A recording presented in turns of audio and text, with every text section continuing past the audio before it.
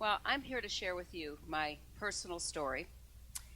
When my two daughters, Stephanie and Joy, asked me back at the beginning of this year if I would come to this event and share my story of being in an abusive relationship with you, I hesitated. But it wasn't for the reason that you might think. It wasn't because it's painful for me to think about those days long past, but because I really have difficulty even imagining myself as that young woman who was being abused physically and mentally by her husband. I was 19 when I married for the very first time, and I was 20 when my beautiful Stephanie was born. I'm now 62. In fact, in just a few days, I think it's Wednesday, I'll be 63. Thank you. I married my second husband, Murph, who was a wonderful husband and father and still is, in 1975 when I was just 27. We had two more children, Joy and CJ, who's back there. So you see, that chapter in my life has been closed for years, and I seldom open it. God has so transformed my life that, as I said just a few minutes ago, it's difficult for me to even think of myself as that young, foolish, and intimidated woman, but I was. So, how did I get there in 1968, and how did I get to be standing here in 2011 talking to you? I was born in 1948 to two very loving parents.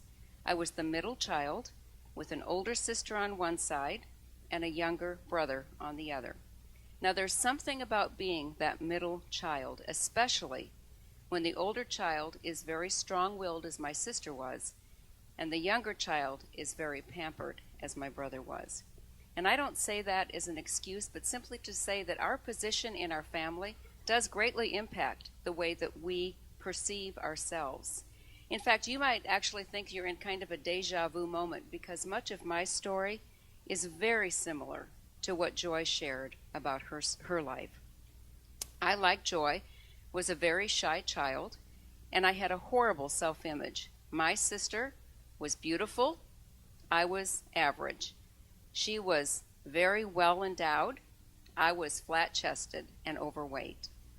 My sister was popular, and I hung out on her coattails. In fact, I was reminiscing with a high school friend who's sitting in the back there about a sorority that we were in. We actually had sororities back in those days. And she said, the sorority that you were in, and I said, well, the sorority that my sister was in that I kind of got to hang along with. We had a brother. Our brother was born when I was just 7 and my sister was 9. So while we both really did want a baby in the family, it dramatically changed our lives.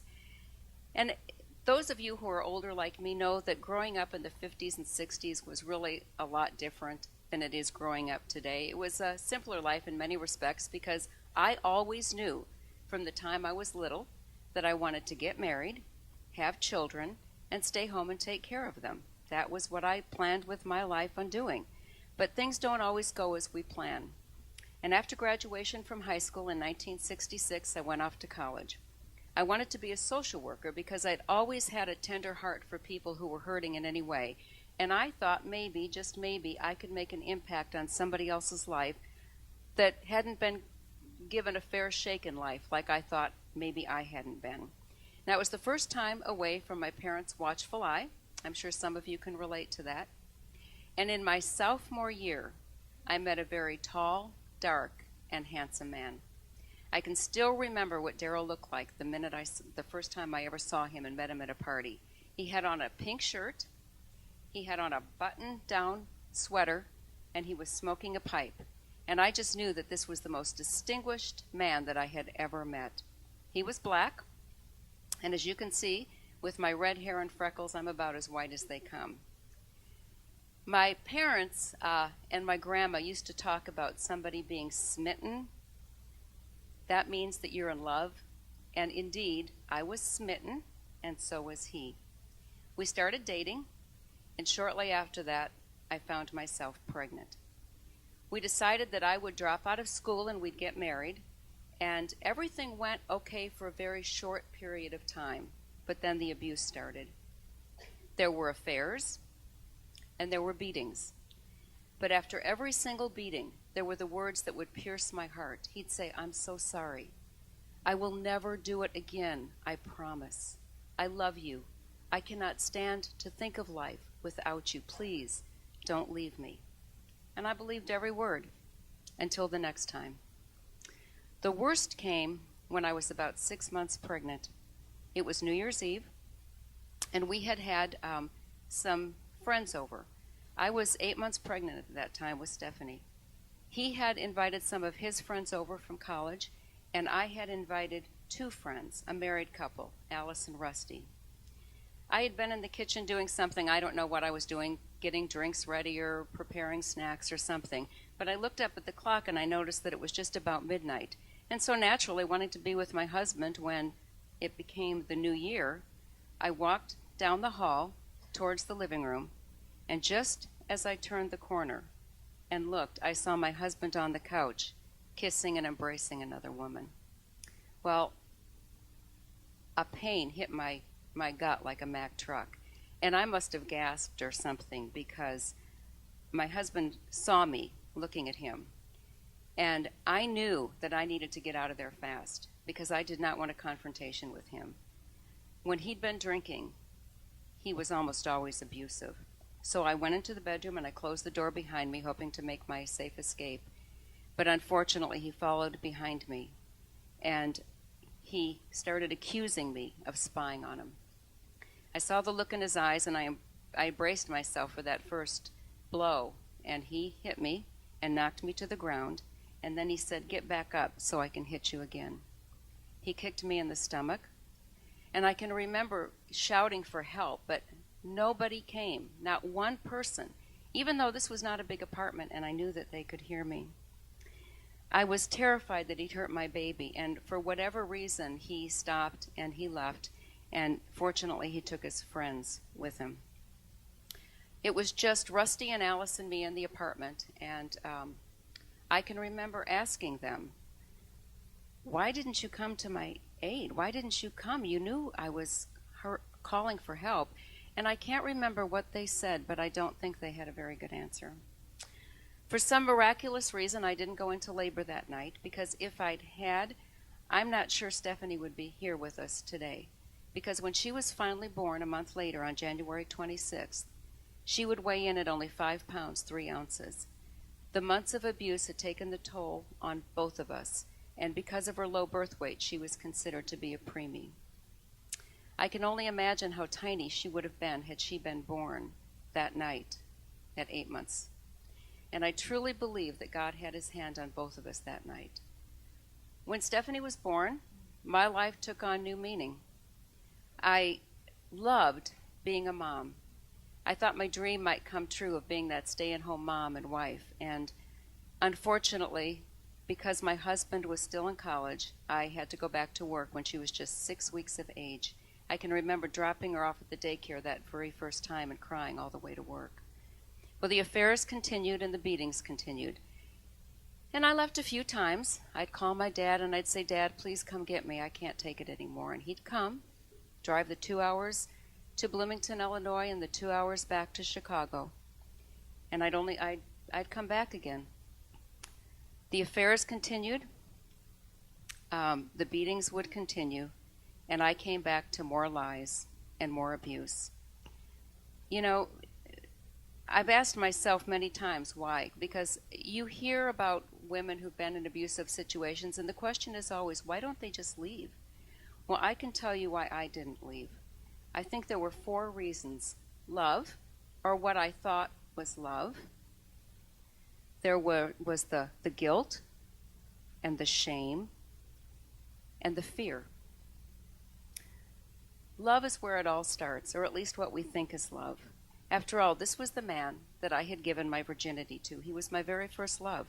He was the father of my child, the one that I had promised before God to love, honor, and cherish till death do us part. And I did not take those words lightly. I really believed that if I just loved him enough, he would change, but he never did. I also had fear that if I left Daryl, he would come after me. I had seen his anger manifest way too many times not to live in fear.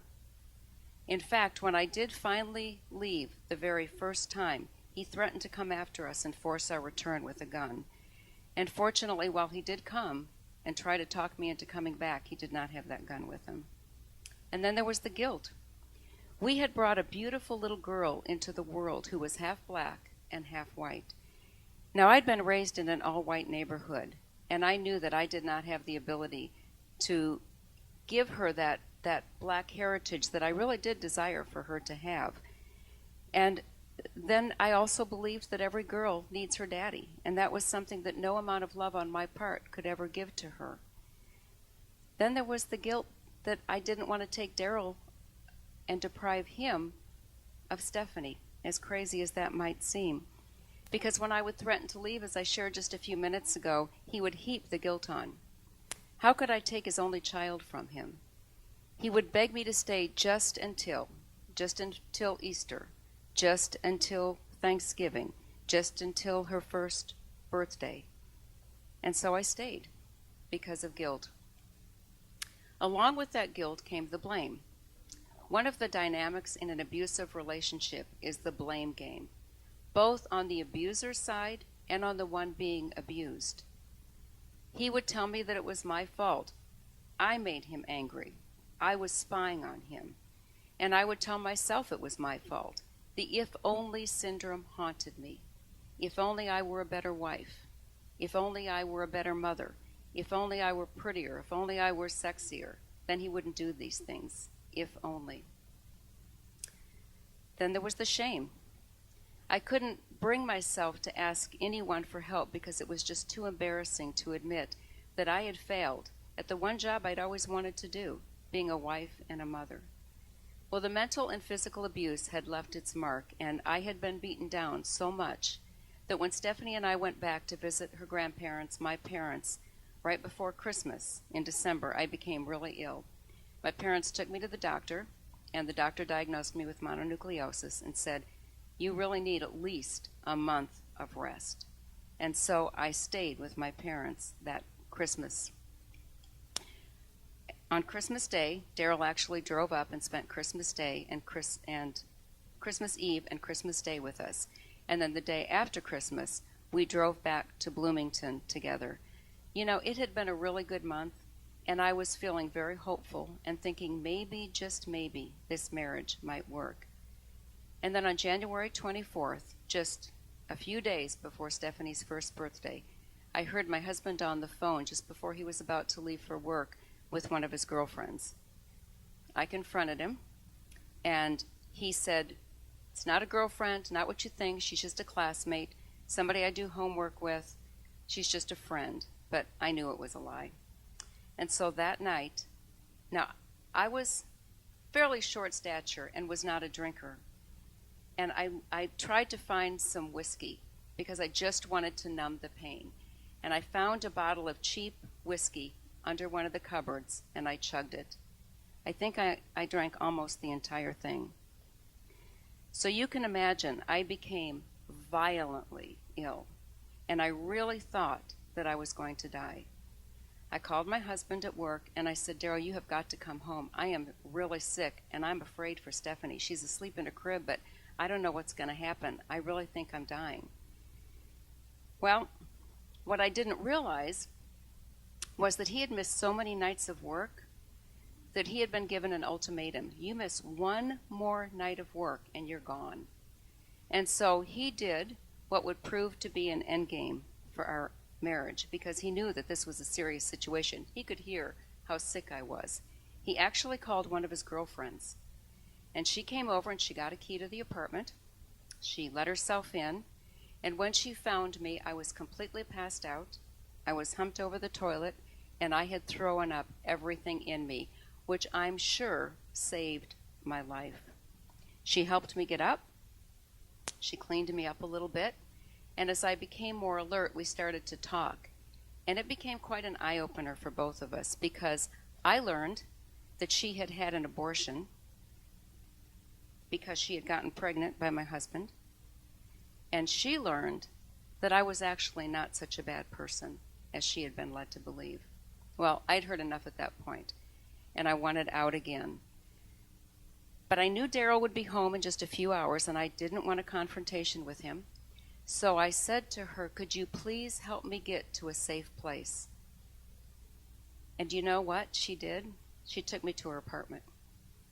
I called my dad after I packed up just a few things that I knew would get Stephanie and me through a few days, and I said, Dad, could you please pick me up one more time? And of course, he did. Came, drove the 2 hours. Actually, I think it must have taken more than 2, because it was an icy night. We were in a winter storm. And he packed me up, and we drove the 2 hours plus back. And I can recall seeing trucks and cars on the side of the road that had slid off because of the ice. And to this day, I'm amazed that we made it safely, except by the grace of God. My poor dad, I didn't say much to him on that trip home because I was too ashamed. I felt that I was an embarrassment to myself and to my family, and I couldn't understand how everything had gone so terribly wrong. Well, Daryl tried his old tricks again. He called me up. He begged me to come home, promised me he would change. He said he loved me, he loved Stephanie.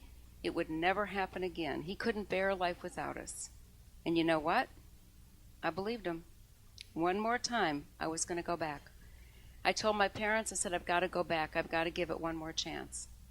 But this time my dad did something he'd never done before. He took everything that my mother had saved through the years, all my kindergarten report card through high school report cards, all the papers I'd ever done, all the scribblings she'd saved through the years, all the cards I'd drawn for her, and he put them on the kitchen table. And he said, if you go this time, it'll be the last time you see us. I can't put our family through this anymore. My mother was ready for a nervous breakdown. My dad had a breaking heart, and it wasn't a very good influence on my little brother. He said, if you and your sister want to keep in touch, that's between you two. She's on her own, but you're not to have any contact with us. He actually knew it was only a matter of time that Daryl would cause serious injury to me or Stephanie or maybe both of us. He told me years later, before he died, we were reminiscing about that moment, and he said, you know, it took all the mental strength I had to do that one act of tough love. And I am not sure if you'd gone back that time that I would have been able to keep my promise to you. But I didn't go back that time. Many women stay in abusive relationships for years because they see no way out. And I am very grateful for 2 loving parents who not only helped me get out, but helped me stay out. I went back to college, and Stephanie and I graduated. I have a picture here somewhere. We actually graduated on the same day. I hate that picture of me, but I love that picture of Stephanie. She graduated from preschool, and I graduated from college. And here we are, 37 years later. Yeah.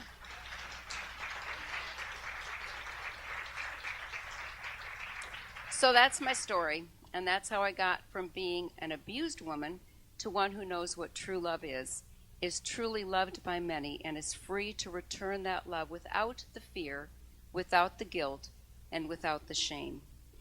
There's a term known among counselors as the cycle of abuse. It's the same cyclical pattern that I described. The abuser strikes out with mental or physical abuse. He expresses remorse, and then he courts his wife or girlfriend, known as the honeymoon period. And then it starts all over again.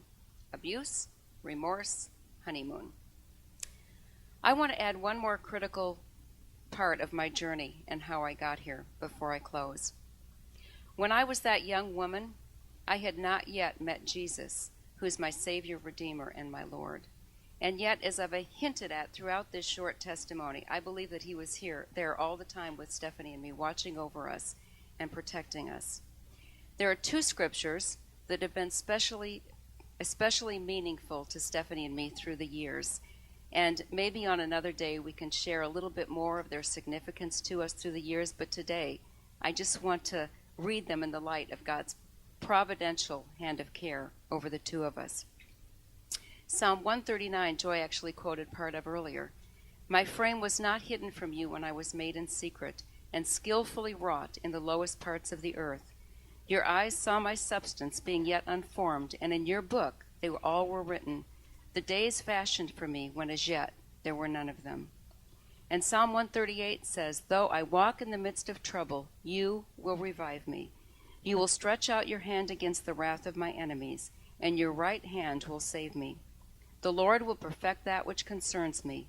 Your mercy, O Lord, endures forever. Do not forsake the works of your hands. I thank God that he was there all the time, even when I didn't know it. You know, some of you may have been in abusive relationships in the past, but some of you might be in an abusive relationship even now. And I want you to know that there is a way of escape. Don't stay in that abusive relationship. When I was preparing for this message back in March, the week that I was writing it, there was an article in the Lincoln Journal-Star reporting, I can't open it because I only have one hand, but there was a murder-suicide, and it was the story of an abused woman whose abuser eventually killed her. There had been a history of abuse among these two, but she hadn't told anybody, not even her best friend. And I just want to quote to you the last paragraph from this article. Bedlin, the victim's friend, said her friend never gave any indication that she was a victim of domestic violence. Bedlin said she hopes Corbalek Gibson's tragic story will inspire other women to leave violent relationships. At the first sign of a man treating you with any kind of disrespect, leave immediately. Bedlin said, if we can at least help one person get out of a domestic violence situation. Now that's good advice. But let me give you the best advice that I can give you today. If you have not yet made Jesus your Lord, your Savior, or your Redeemer, I want you to do that before you do anything else. Because then you can lean on him in whatever circumstance life throws your way. Every one of us, like Stephanie talked about earlier, are going to go through those storms of life. We need Jesus to lean on, to walk through those things with us, whether it's an abusive relationship or something else. Cry out to him today. Thank you.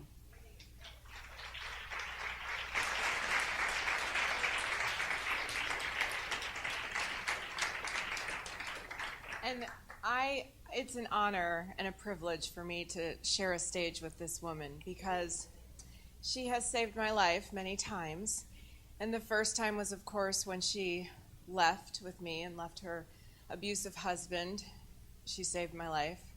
She led me to Christ, so she saved so much more than my life.